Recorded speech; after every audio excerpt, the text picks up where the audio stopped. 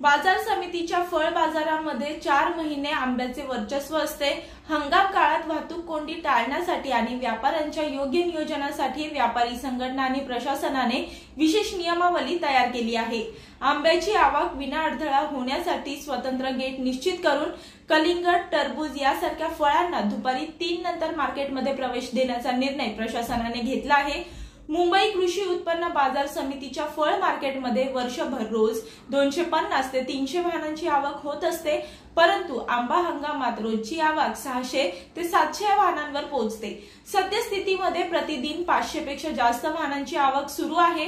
15 मार्च नंतर आंब्याची आवक प्रचंड वाढण्याचा अंदाज आहे। हंगाम सुरळीत पार पडण्यासाठी सर्व व्यापाऱ्यांनी नियमावलीचे पालन करण्याचे आवाहन संघटनेकडून करण्यात आले आहे। बाजार समिती प्रशासनानेही आवश्यक ती सर्व तयारी केली आहे।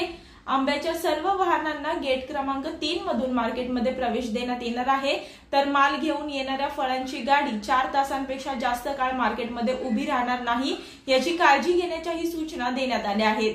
व्यापाऱ्यांची खासगी वाहने गेट क्रमांक 5 मधून आत येण्याची व्यवस्था केली आहे।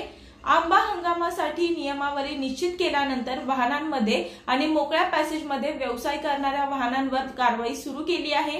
10 दिवसांमध्ये 2 लाख रुपये दंड वसूल करण्यात आला आहे। कलिंगड, टरबूजचे ट्रक दुपारी 3 ते रात्री 11 या कालावधीमध्ये मार्केटमध्ये आणण्याच्या सूचना आहेत। वाहतूक कोंडीचे नियोजन करण्यासाठी जादा सुरक्षा रक्षकही तैनात केले जाणार आहेत। वाहनांमध्ये व्यापार करणाऱ्यांवर दंडात्मक कारवाईच्या सूचना देखील देण्यात आल्या आहेत।